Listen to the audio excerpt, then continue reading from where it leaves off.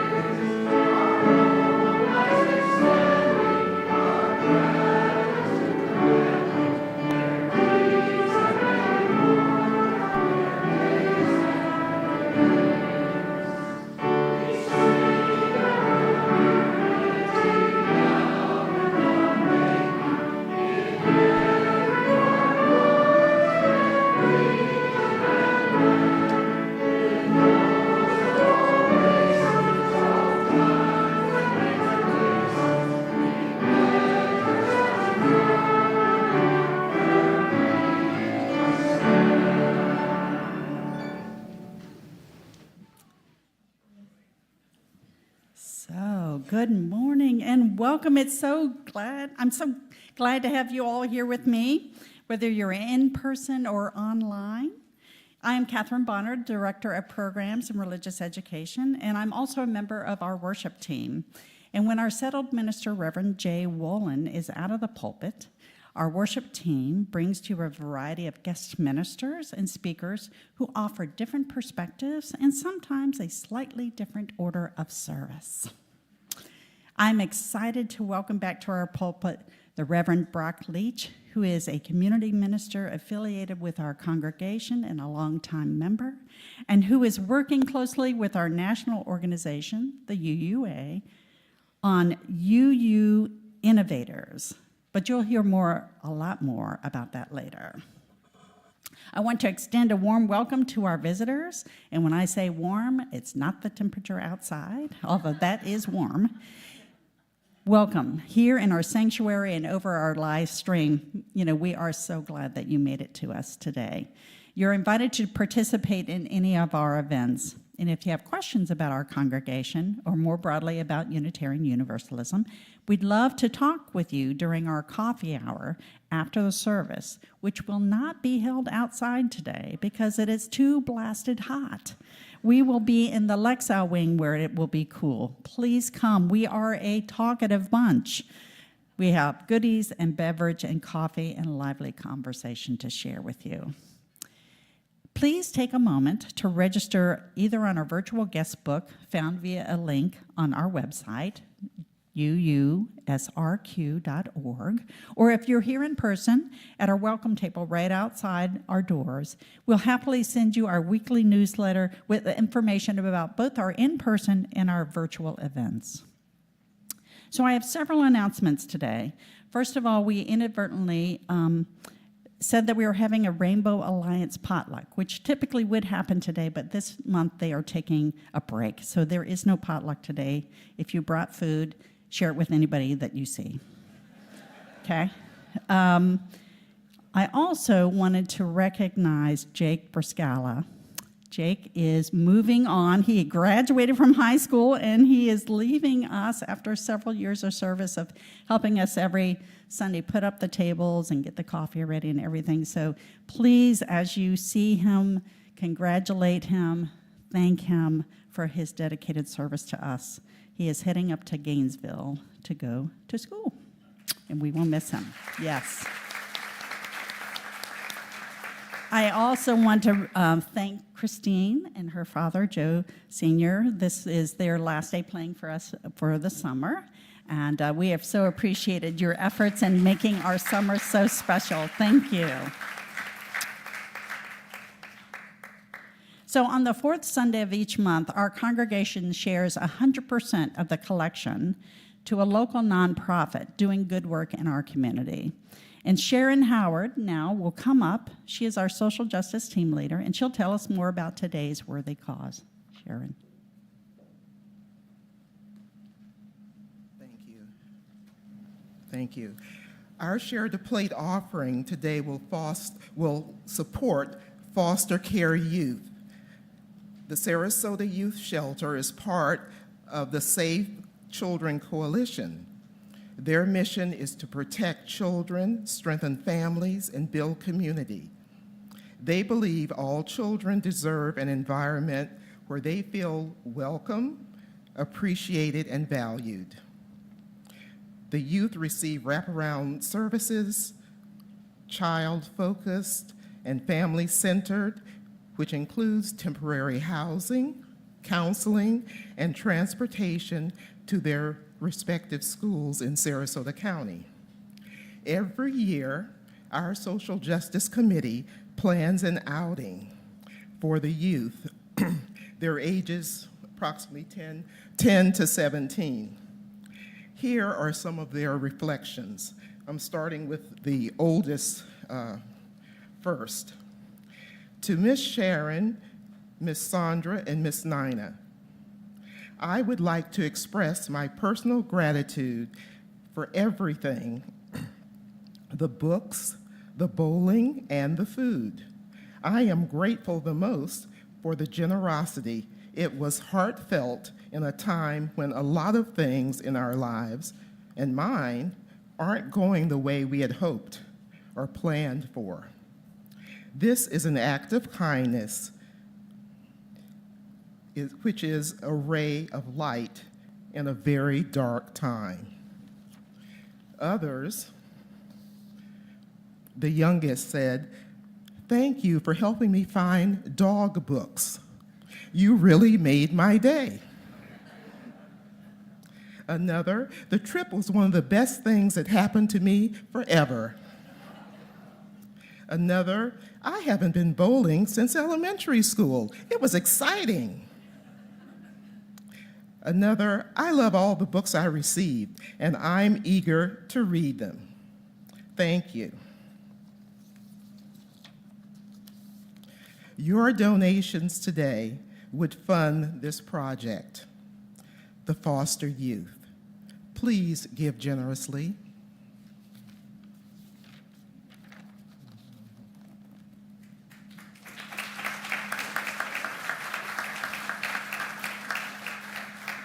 Thank you, Sharon. And now it is my pleasure to welcome back to our stage today's guest musician, Tasha Robinson. Thank you.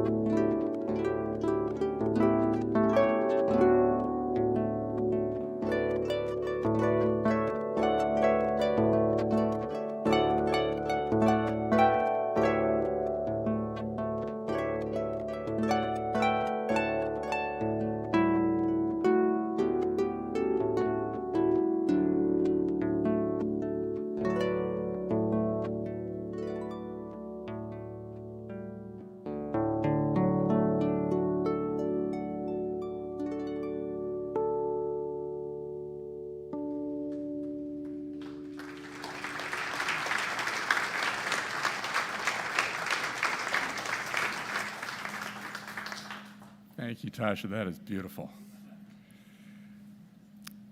Good morning, everybody. I have to say that I got up this morning and I glanced at the headlines in the New York Times, and I was so grateful for their truth-telling, but I was not uplifted. And then I went out, I took our dog on a walk, and I thought about how lucky I am to live in this beautiful place. And then I thought how privileged I am to be with all of you for this hour. And I just want to say I'm grateful for the connections. And I'm looking forward to today. So we'll start our service with a responsive reading. And I'm going to read the lines that are in white. I'm going to invite you to respond by saying aloud the words that are in yellow. This is by Richard Gilbert. We bid you welcome who come with weary spirit seeking rest. Who come with troubles that are too much with you, who come hurt and afraid. We bid you welcome who come with hope in your heart. Who come with anticipation in your step, who come proud and joyous. We bid you welcome who are seekers of a new faith. Who come to probe and explore, who come to learn. We bid you welcome who enter into this hall as a homecoming. Who have found here room for your spirit, who find in his people a family. Whoever you are, whatever you are, wherever you are on your journey, we bid you welcome. So now, as Catherine lights the chalice, please join me in affirming our value of transformation, which you see printed in the order of service. And please join me in saying, we adapt to the changing world. We covenant to collectively transform and grow spiritually and ethically. Openness to change is fundamental to our Unitarian and Universalist heritage. Never complete and never perfect.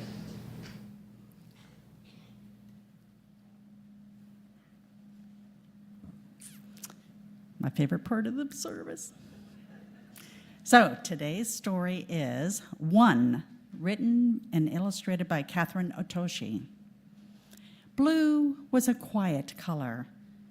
He enjoyed looking up at the sky or floating on the waves, and on the days that he felt daring, splashing in the rain puddles. But every once in a while, he wished he could be more sunny like yellow, or bright like green, or more regal like purple, or more outgoing like orange. But overall, he liked being blue, except when he was with Red. Red was a hothead. He likes to pick on blue. Red is a great color, he'd say. Red is hot, blue is not. Then Blue would feel bad about being blue. Sometimes Yellow comforted Blue. Blue is a very nice color, she'd say. But Yellow never said that in front of Red. And she never said, stop picking on Blue. Green, purple, and orange thought Blue was nice too, but they never told Red to stop either. And every time Red said something mean and no one spoke up, he got bigger and bigger and bigger. And soon Red grew so big that everyone was afraid of him. No one dared stop him. Red picked on all the colors. Then everyone felt a little blue. Until one came along. He had a different shape with bold strokes and a squared corner. He was funny. He made the colors laugh. Well, Red saw this and he got very hot. Stop laughing, he told Yellow. Stop laughing, he told Green. Stop laughing, he told Purple and Orange. And they were all afraid of what Red might do, so they did. Red rolled up to one. Stop laughing, he told him. But one stood up straight as an arrow and said, "No, I have a right to laugh when I want. You cannot tell me when or how to laugh or even what to think." Well, Red was mad, but one wouldn't budge, and so Red rolled away. One turned to the colors and he said, "If someone is mean and picks on me, I, for one, stand up and say no." Well, then Yellow felt brave and said, "Me too." And Green agreed and said, "Me 3." And then Purple became 4 and Orange became 5. And Blue saw the colors change and he wanted to count too. Red grew red hot. He felt left out. He grew hotter and hotter and hotter. And Red raced over to Blue and said what he always did. "Red is hot and Blue is not." But this time, Blue stood up tall and became 6. What is that? There we go. "Red can be really hot," he said, "but Blue can be super cool."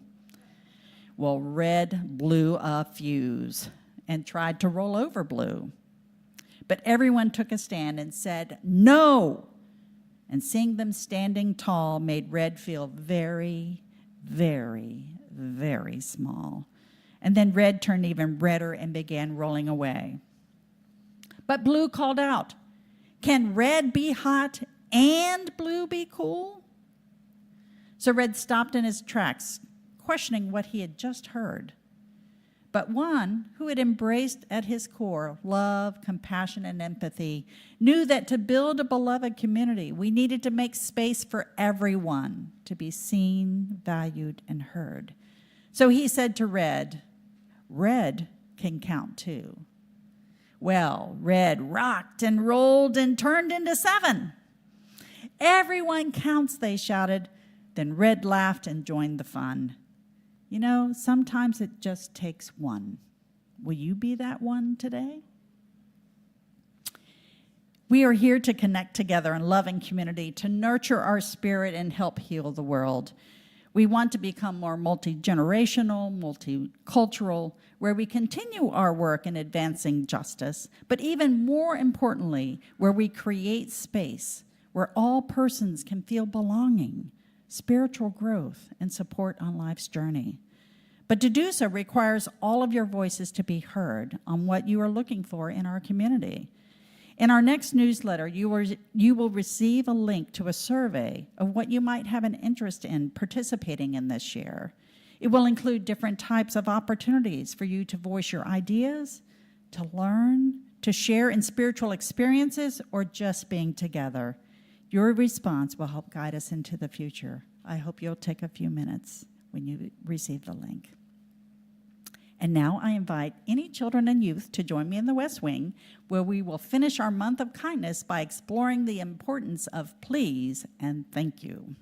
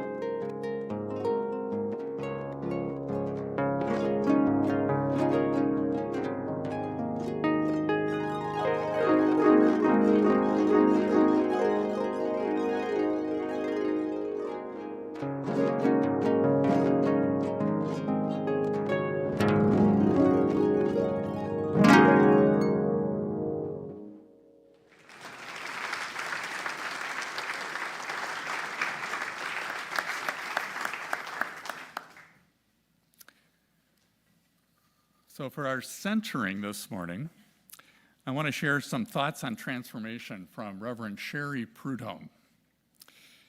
She says, in a spiral-like fashion that is never perfect and never finished, we pay attention and learn from experience. We reflect on it religiously, supported by engagement in religious community. We respond and act in the world, and we repeat the cycle. Our religious communities at their best are places where we grow our capacities to be with experience in all its complexity and paradox, to listen deeply to one another, to allow ourselves to be seen and held in love, and to respond creatively and collectively.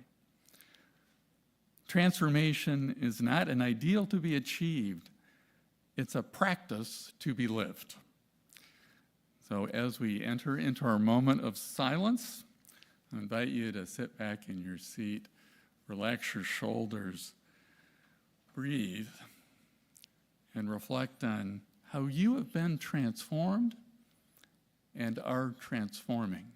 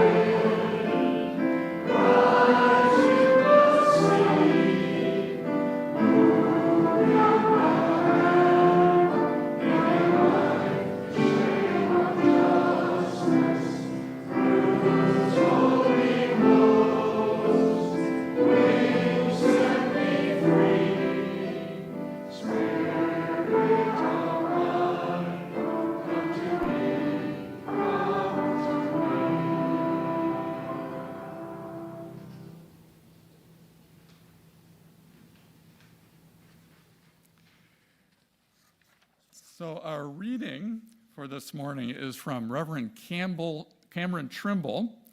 She is a friend of mine. She's also founder of Convergence, which is an organization that helps progressive religious traditions transform.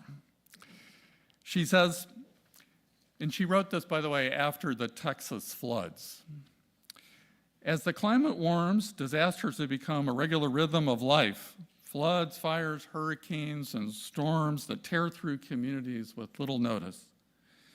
And yet, in the aftermath of each tragedy, we witness something startlingly beautiful: the longing to belong. Even in a fractured and divided world, that desire persists. You can see it. People show up, mucking out homes, passing out meals, holding one another in grief. In those moments, something ancient awakens, a memory that we were made for one another. But on ordinary days, we forget.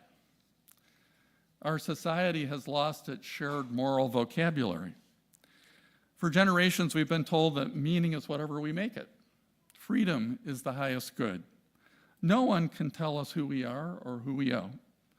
And yet, this endless freedom has not made us happier, it's made us more anxious, more fragile, more alone. In this void, we've tried to anchor our lives on something. Consumerism tells us to accumulate. Populism tells us to dominate. Emotivism tells us to trust our feelings above all else. None of it satisfies the soul. It's no wonder, then, that so many people find Donald Trump appealing. Not in spite of his narcissism, but because of it. He is the unvarnished embodiment of a culture that prizes self-interest above all. He doesn't speak the language of moral formation, he speaks the language of appetite.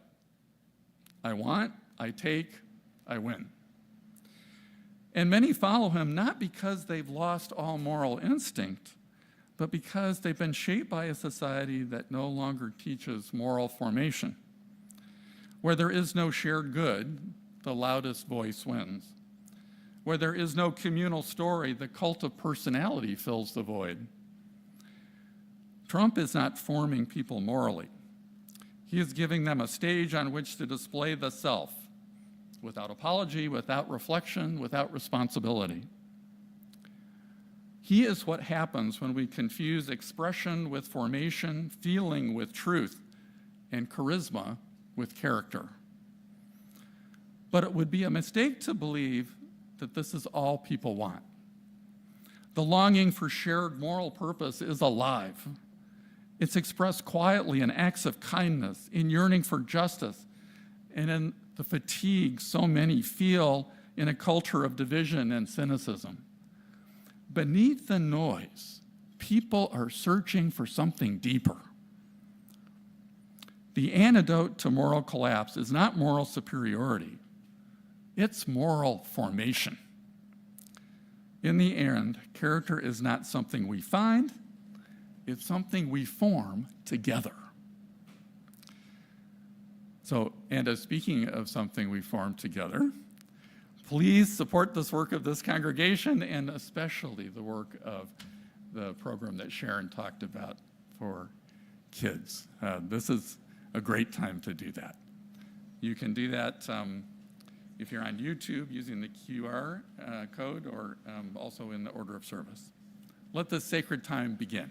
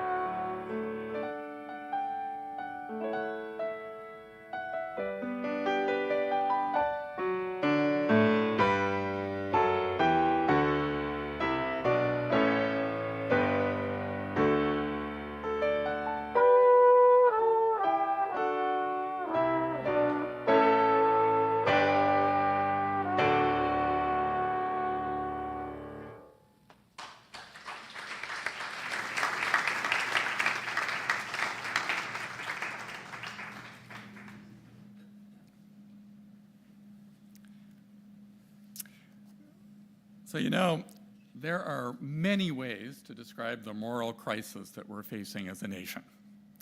None of them completely capture all the complexities of the situation, but we humans need simplifying models to make understanding of them.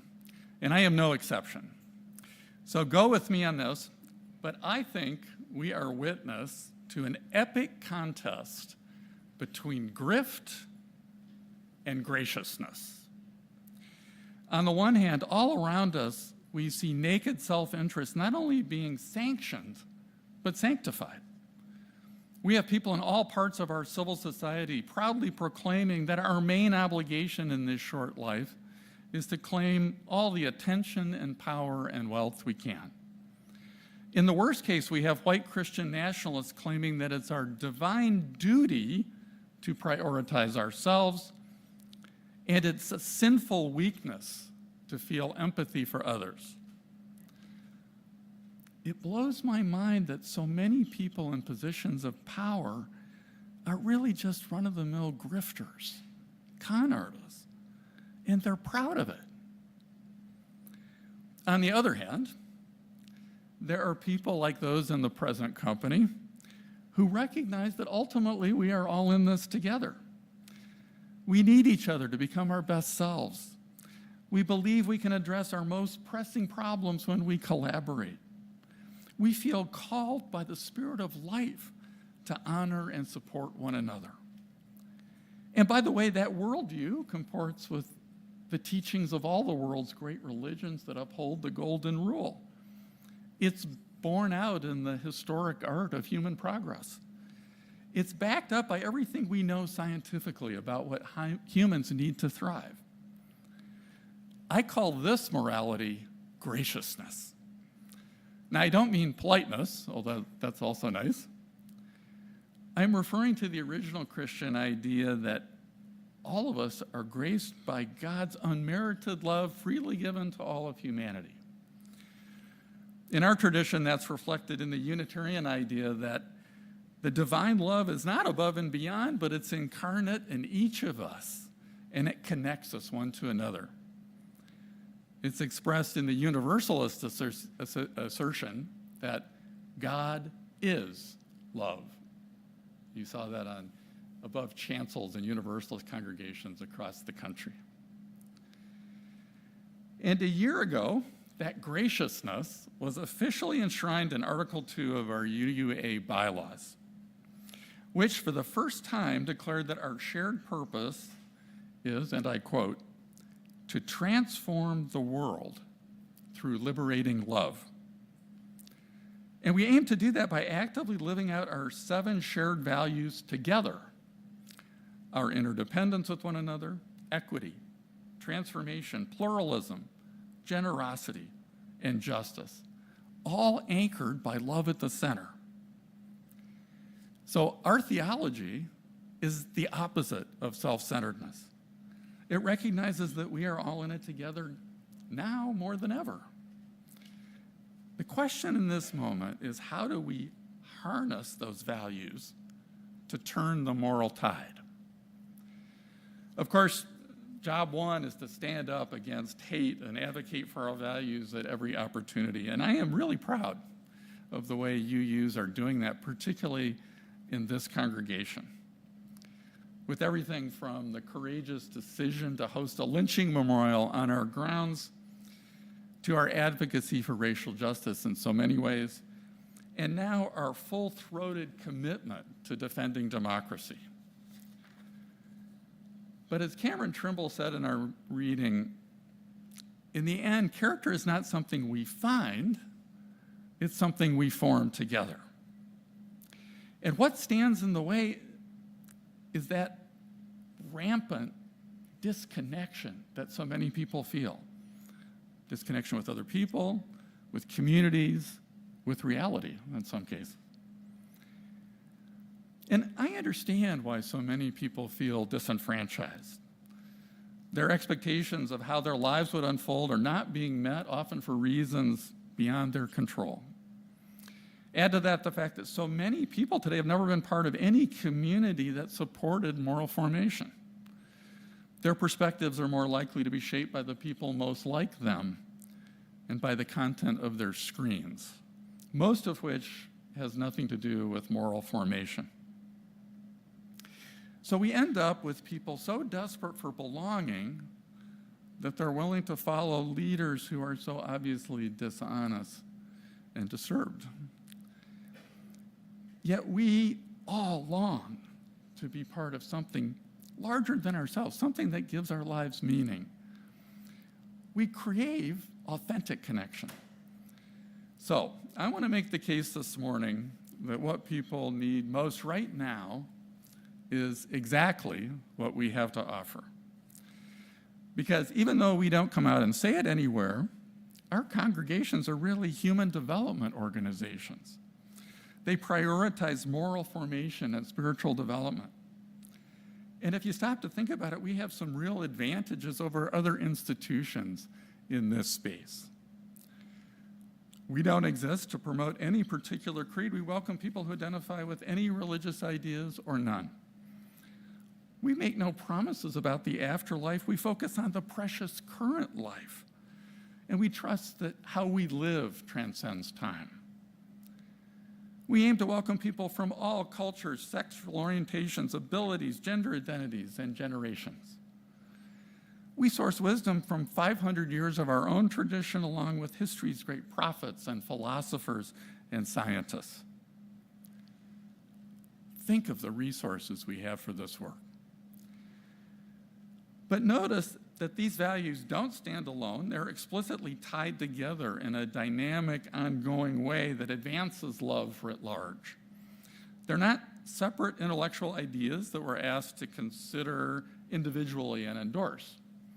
They're interwoven ways of practicing community together that ensure all of us are valued. So to transform the world with liberating love, we have to move beyond individually affirming principles. They're important. We have to go beyond just acknowledging identities or debating ideologies. We have to recognize that our life needs and spiritual needs are going to be different depending on our life experiences and our cultural heritage and our life stage. In other words, we have to embrace new ways of being together. And we have to do some things differently. We need to explicitly make room for people with different needs to find belonging among us. We need to proactively discover their needs. We need to invite their ideas and support them in experimenting with new programs and new ways of working together. We have to invite them into leadership and help them develop leadership skills. And we have to put our own likes and dislikes and preferences aside long enough to understand the differing needs of others and to allow for some different approaches, trusting that there will always be room for us. Some of you know, and Catherine mentioned, that I work part-time for the UUA as part of their new communities team. So we support religious innovators who are developing all kinds of new forms of spiritual community designed to meet those differing needs. We started with the UU Religious Innovators Network, which connects innovators to each other and to helpful resources. You can find it at uuinnovators.org, by the way. In partnership with two progressive Jewish organizations, we now offer a cohort program called Beloved Garden that helps UU innovators breathe life into their new community ideas. We're starting a second program through the Glean Network that helps them turn those ideas into actually functioning communities. We provide grant support for early ideas through the UU funding program and through crowdsourcing at Faithify. And just this week, we launched a second grant program for what we call Stage 2 innovators. These are folks who have started new communities and they're working, but they clearly need a little extra help to build some infrastructure and make them sustainable. And to fund all this, we have raised seed funding for the new UU Communities Fund. I'm excited to say that the original seed money came from the proceeds from Beacon Press's White Fragility book, which they donated to the New Communities Fund. I'm also really thrilled to tell you that through the generosity of a beloved UU minister in Florida, Mary Louise DeWolf, we have a substantial amount of money that has been earmarked for new community startups in Florida. So if you, and this could be startups in congregations or it could be standalone startups, but if you or anyone you know has ideas about that, please let me know, because we can help you explore funding opportunities for some of those ideas. So last fall, the UUA launched a project that they called Meet the Moment, which was also the theme of this year's General Assembly. And they invited anyone who had ideas about how Unitarian Universalism might meet this moment to put together a cohort of people and spend a couple of months exploring what we might do differently. Our new communities team recruited about a dozen folks from across the UUA, and we focused on how we could support these new community innovators wherever they might be, in congregations and elsewhere. And the excitement for this was palpable. We ended up with 9 different ideas. We have 4 prototypes, and in the fall, we're going to be developing those further. But in the meantime, I thought I'd share some examples of new communities that are already meeting the different needs of people who have typically been underserved in our movement. First is Sanctuary Boston's campus ministry program. For years, we've struggled to sustain UU campus ministries because leadership constantly changes as the students change over. But Matt Meyer and the team at Sanctuary Boston developed a model that uses professional program leaders to support leaders on campus to help build their program. And they also bring all of these students together from across campuses for spiritual formation and for socializing. The professional leadership has provided the continuity that allows all of these campus ministries to grow. And they figured out a way to organize it and support it. You know, I think about our 4 campuses in Sarasota, and I wonder, what are opportunities to do something like that with them? Then there's the San Francisco Contemplarium. Reverend Shannon Fong is a former tech guy and a UU minister who recognized how difficult it is for young adults to find their way in a city where there's nonstop work and obscene wealth that's obscuring what really matters. The Contemplarium started with a pop-up progress where they showed up in city parks and people could voice their concerns and questions. And now it's a full-fledged community where young people can connect to address what matters. Right now they're doing a Flame Keeper series of summer gatherings that are all about being fully present for your friends. We don't have a lot of young adults in our congregation, but there are many in our community. What would it look like to host something like that? Finally, there are several examples of churches in low-income communities that are turning themselves into third places that house vital services and activities for the whole community. They've inverted the model from being a church that does justice work to being a community support center that also provides spiritual support.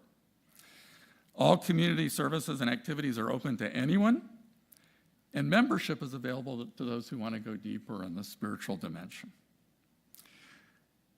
The Hub in Orange, New Jersey is one of those congregations, and it's celebrating 10 successful years.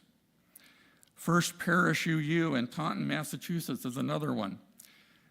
And it has gone from a membership of about 12 members to a membership of 200 in the last couple of years. Of course, we welcome all kinds of groups to our campus here.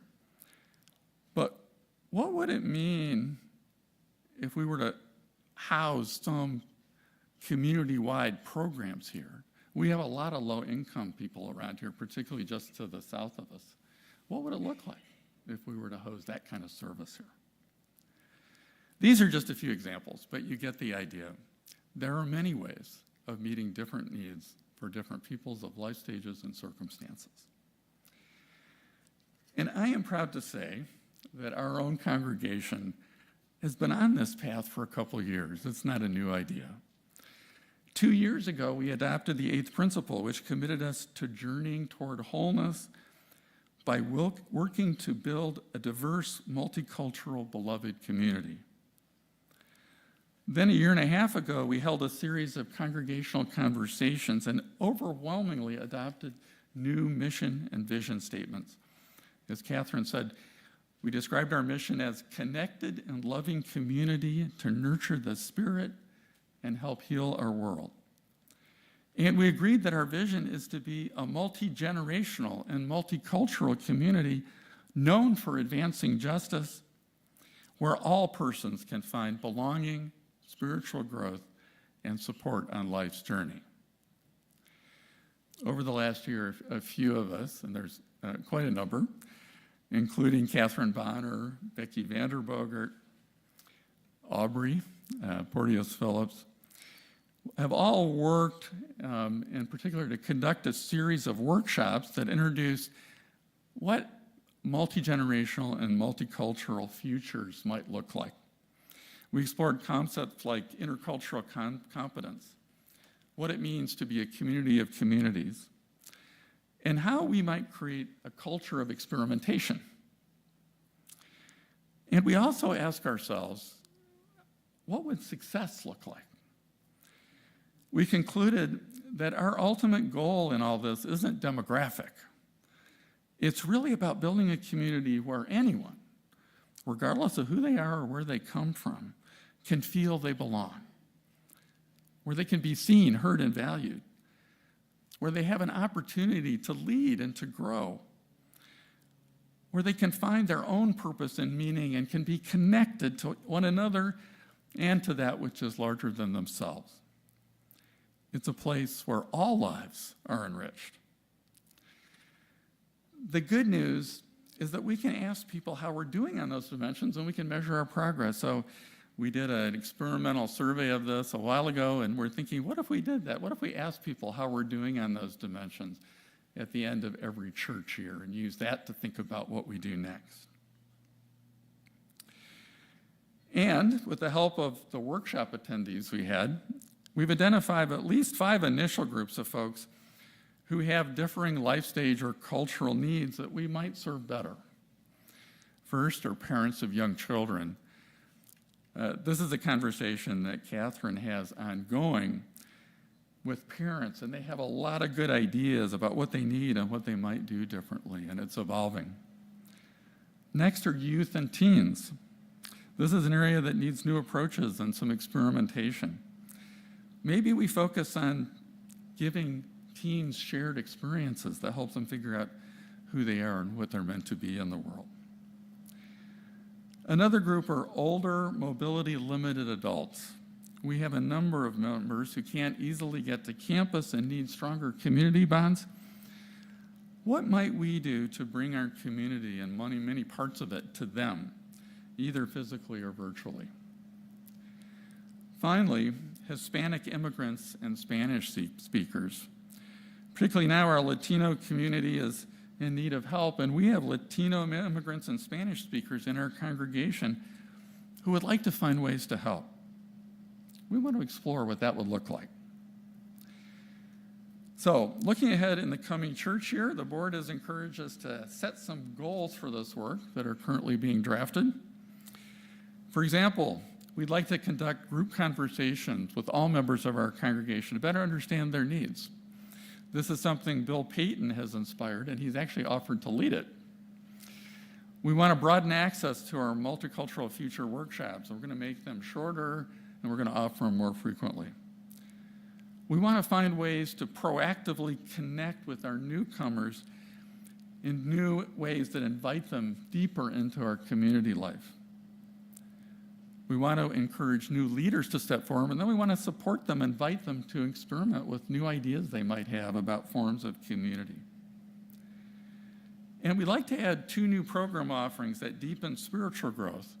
One of them is Parker Palmer Circles of Trust, and maybe a leadership course for collaborative community building. And I want to say, if you have passion for this work, if you have other ideas, better ideas, we would love to have you join us. So, you can speak to me, you can speak to Becky, Catherine, Aubrey, if she's here, and we'd love to have you be part of this work.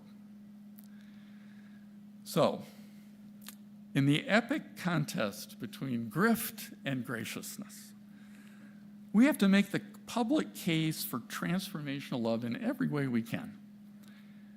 But maybe in this particular moment, our most important work is focusing squarely on our mission of nurturing the Spirit and helping to heal our world. If we give ourselves a little room to try new things, if we have faith that with goodwill, patience, respect for our differences, we can connect people from all walks of life, if we show that ours is a place where anyone can find belonging, a place where all practice the values that truly matter to the future, then I truly believe we can become the kind of spiritual formation community that the world so desperately needs. This is our moment. Please join.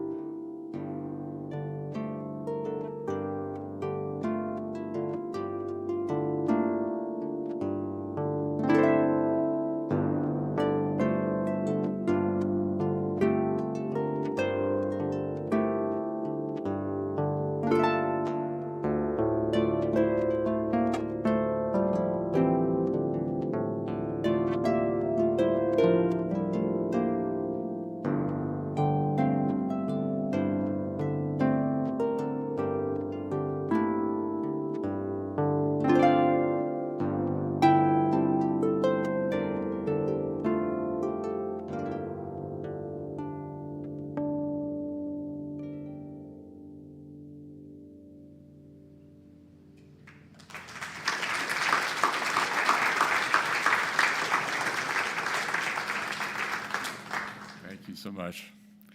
And now, please rise in body or spirit and join in singing hymn number 108, My Life Flows On, an Endless Song.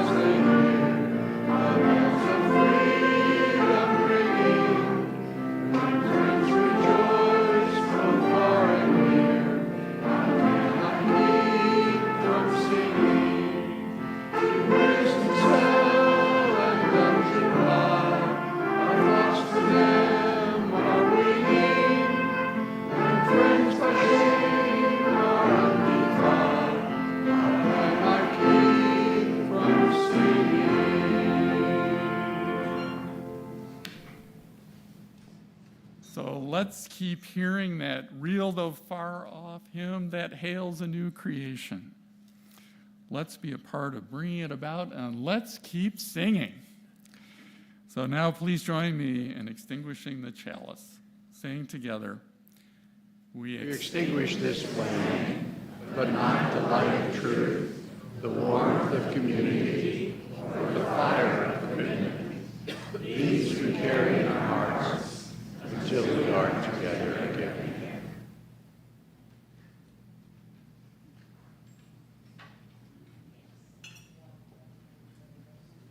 Go in peace and enjoy your week.